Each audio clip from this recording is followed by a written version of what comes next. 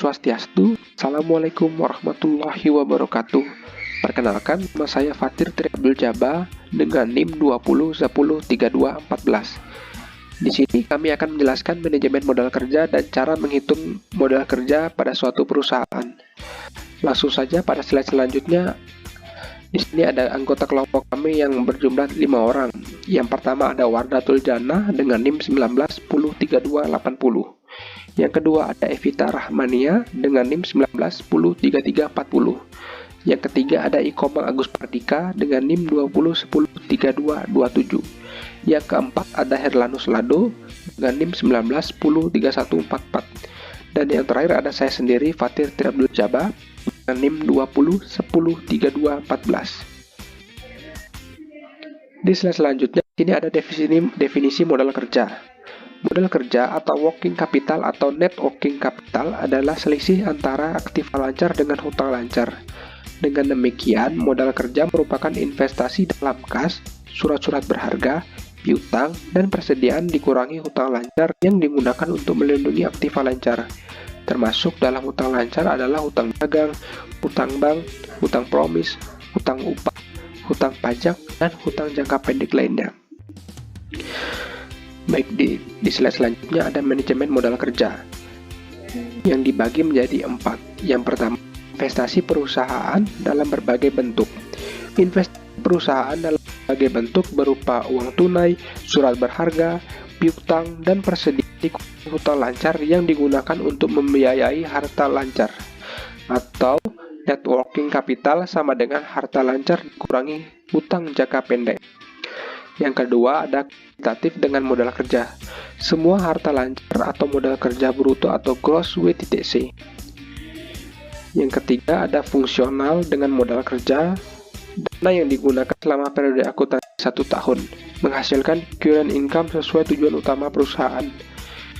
Keempat, ada siklus arus kas ditentukan oleh 3 faktor. Yang pertama, ada periode konversi persediaan yang merupakan indikator waktu yang diperlukan perusahaan untuk mengkonversikan persediaan bahan baku, barang dalam proses, dan persediaan barang jadi menjadi barang yang dijual kepada konsumen. Yang kedua, ada periode konversi piutang yang merupakan indikator waktu untuk mengkonversi piutangnya menjadi kas. Yang ketiga, ada periode penundaan pembayaran. Di slide selanjutnya akan dijelaskan oleh teman saya. Terima kasih.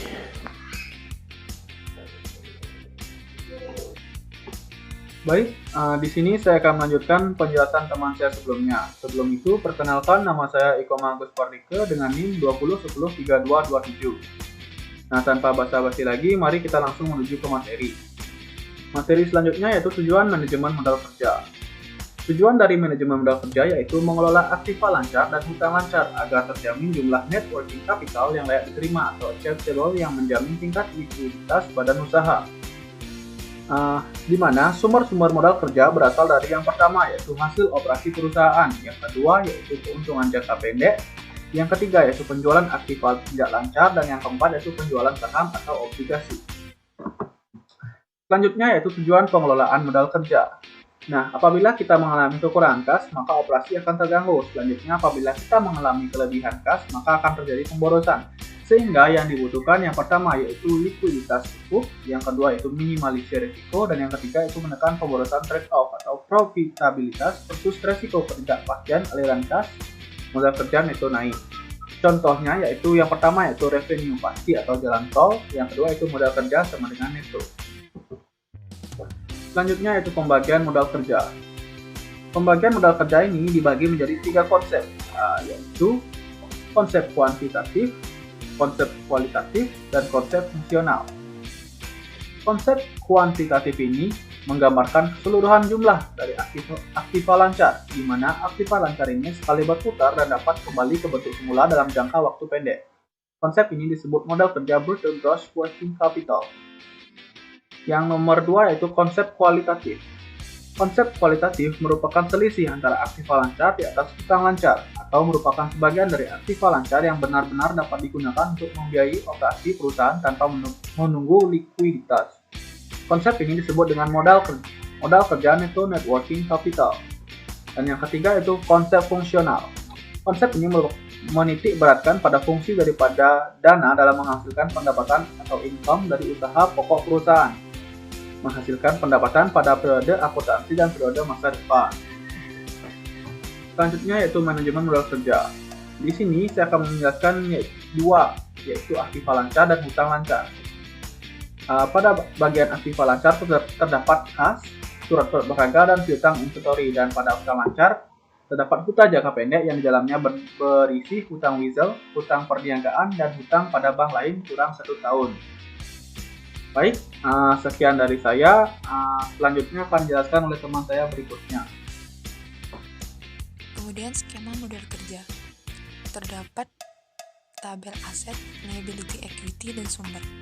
Harta lancar, asetnya modal kerja dan itu, liability, equity-nya hutang lancar, sumbernya jangka pendek. Di hutang tetap, di bagian aset tidak ada. Liability, equity-nya hutang jangka panjang, sumbernya jangka panjang, dan liability, equity-nya terdapat modal sendiri. Kemudian skema hutang strategi perusahaan dengan modal kerja. Kita bisa lihat terdapat SWOT.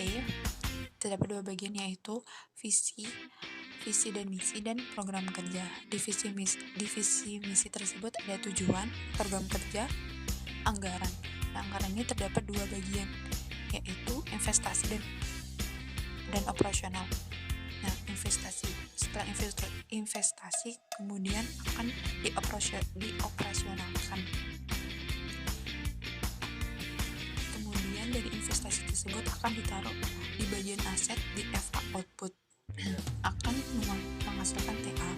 Di tabel liability equity terdapat hutang lancar, hutang jangka panjang, equity liability PP.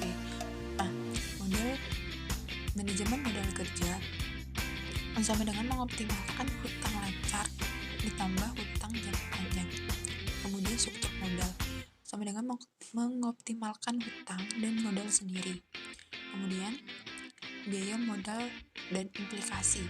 Terdapat dua bagian, yaitu biaya modal sendiri dan implikasi itu sendiri. Biaya modal sendiri itu terdapat 4 bagian. Yang pertama, biaya modal jangka pendek lebih murah. Ada dari sumber hutang dagang, risiko modal jangka pendek relatif kecil, biaya modal jangka panjang, dan biaya modal jangka panjang relatif besar. Kemudian di implikasi bagiannya itu yang pertama, perusahaan memiliki aktiva lancar di atas hutang lancar, maka perusahaan tersebut net working capital.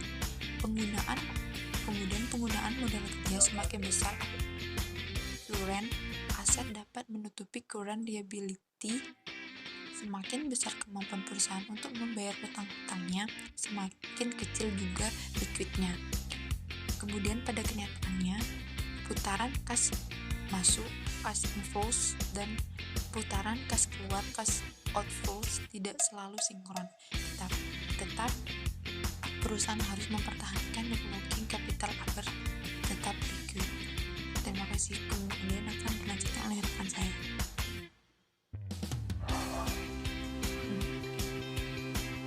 Di sini saya akan melanjutkan presentasi teman kelompok saya. Kekurangan dan kelebihan manajemen modal kerja. Kekurangannya, yang pertama menimbulkan kesan bahwa manajemen tidak mampu menggunakan modal secara efisien. Yang kedua, jika modal kerja tersebut dipinjam dari bank, maka perusahaan mengalami kerugian dalam membayar bunganya. Kelebihannya, yang pertama, dapat menilai kecepatan perputaran modal kerja dalam arti yang menyeluruh. Yang kedua, dapat membayar atau memenuhi kewajiban jangka pendek sesuai dengan jatuh tempo. Selanjutnya, tipe modal kerja. Tipe modal kerja dibagi menjadi dua. Yang pertama, modal kerja permanen, yang merupakan modal yang secara terus-menerus atau berkelanjutan yang diperlukan untuk kelancaran usaha perusahaan. Modal kerja ini dibagi menjadi dua jenis. Yang pertama, modal kerja primer, yang merupakan modal kerja yang wajib ada di perusahaan sebagai jaminan kelancaran kontinuitas usaha yang dijalankan perusahaan. Jenis yang kedua ada modal kerja normal yang merupakan presentasi dari jumlah modal kerja perusahaan yang dibutuhkan untuk memperluas produksi perusahaan yang normal. Tipe modal kerja yang kedua yaitu modal kerja variabel yang merupakan modal kerja yang jumlahnya selalu berubah-ubah seiring dengan perubahan kegiatan produksi dalam suatu perusahaan. Modal kerja variabel ini dibagi menjadi 3 jenis. Yang pertama, modal kerja musiman yang merupakan perubahan modal kerja yang dipengaruhi oleh fluktuasi musim. Dan yang kedua, ada modal kerja siklis yang perubahannya disebabkan oleh fluktuasi konjungtur. Dan yang ketiga, modal kerja darurat yang perubahannya dipengaruhi oleh penyebab yang tidak diketahui karena terdapat keadaan darurat.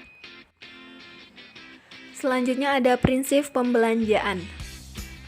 Prinsip pembelanjaan modal kerja dibagi menjadi 4. Yang pertama, modal diperoleh sebagai pinjaman jangka pendek digunakan untuk membiayai modal kerja. Yang kedua, modal diperoleh sebagai pinjaman jangka panjang digunakan untuk modal kerja dan investasi.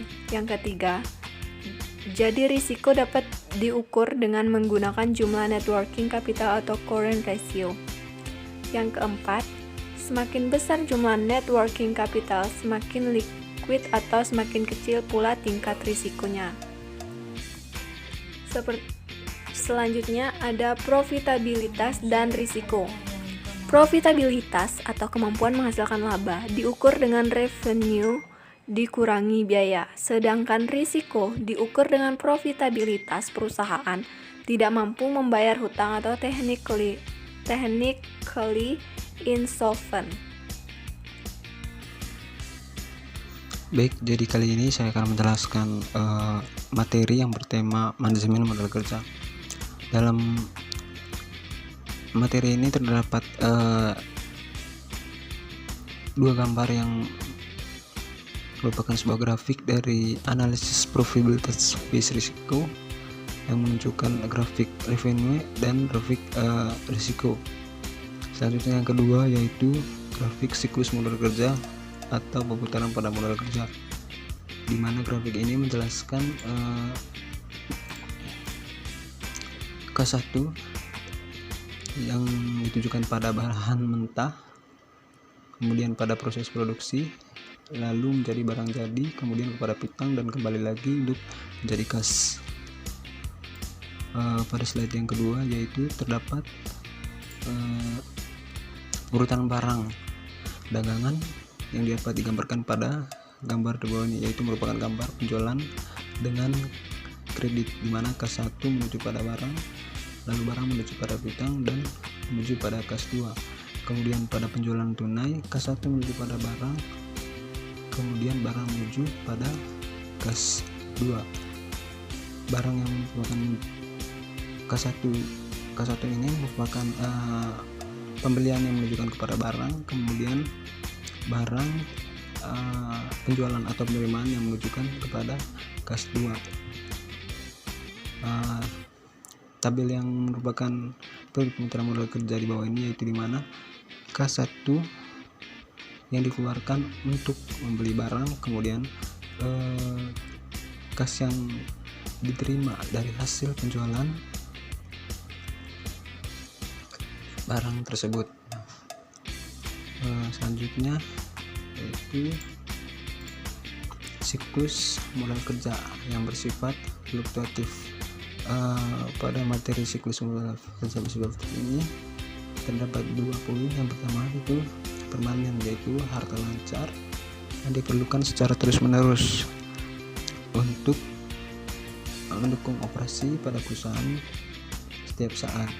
Lalu poin yang kedua yaitu variabel, harta lancar atau tambahan yang diperlukan pada waktu tertentu. Di bawah ini menunjukkan sebuah gambar, di mana gambar ini merupakan perkembangan dari modal kerja, yaitu modal kerja yang meningkatkan variabel, modal kerja permanen, baik slide yang berikut, di mana terdapat materi pentingnya manajemen pada modal kerja. Dalam pentingnya manajemen kerja ini terdapat 5 poin. Poin yang pertama yaitu survei. Survei ini yaitu sebagian waktu manajer bersita atau kegiatan operasional. Kemudian yang kedua yaitu bagi pers atau kecil yang hampir disuruh modal dari hutang dagang dan bank yang jangka pendek. Kemudian rata-rata harta lancar, 50% harta pers dan terus menerus berubah. Kemudian pada poin yang keempat terdapat hubungan atau pertumbuhan penjualan versus kebutuhan harta lancar. Dan poin yang terakhir yaitu peningkatan modal kerja memerlukan dana atau penyediaan dana butuh dalam waktu yang cepat. Pada slide yang berikut yaitu strategi kemampuan aset untuk menghasilkan laba. Pada poin yang pertama yaitu kebutuhan dana. Dalam kebutuhan ini terdapat jangka pendek, sumber dana, jangka pendek menuju sumber dana, dan jangka panjang. Kemudian poin yang kedua yaitu kebutuhan permanen dalam jangka panjang, kemudian musiman, dana jangka pendek. Terdapat 3 penjelasan di bawahnya, yaitu dimana jika perusahaan ingin meningkatkan produktivitas maka tingkat risikonya akan naik. Jika ingin menurunkan tingkat risiko maka harus menurunkan tingkat probabilitas. Sekian materi presentasi dari saya. Saya ucapkan terima kasih. Kembali lagi dengan saya. Di sini saya akan menjelaskan cara menghitung modal kerja untuk perusahaan, di mana kami mengambil referensi dari Google yang referensi tersebut kami letakkan paling bawah. Langsung saja saya mulai. Misalnya, aset dari PT Batu Bata Biru Tbk adalah sebesar 200 juta. Perusahaan memiliki utang sebesar 125 juta. Dari contoh tersebut, maka dapat dihitung working capital perusahaan atau modal kerja, yaitu modal kerja sama dengan current aset dikurangi current liabilities, yang dimana current aset totalnya sebesar 100 juta dikurangi current liabilities sebesar 125 juta sehingga menjadi 75 juta. Jadi modal kerja PT Batu Bata Biru Tbk adalah sebesar 75 juta. Selanjutnya dapat dihitung yaitu rasio modal kerja, yang dimana current asset dibagi dengan current liabilities. Current asset totalnya sebesar 200 juta dibagi current liabilities totalnya sebesar 125 juta sehingga menjadi 1,6. Jadi rasio modal kerja yang diperoleh oleh PT Batu Bata Biru Tbk adalah sebesar 1,6. Sekian dari kelompok kami. Apabila terjadi kesalahan kata mohon dimaafkan. Terima kasih.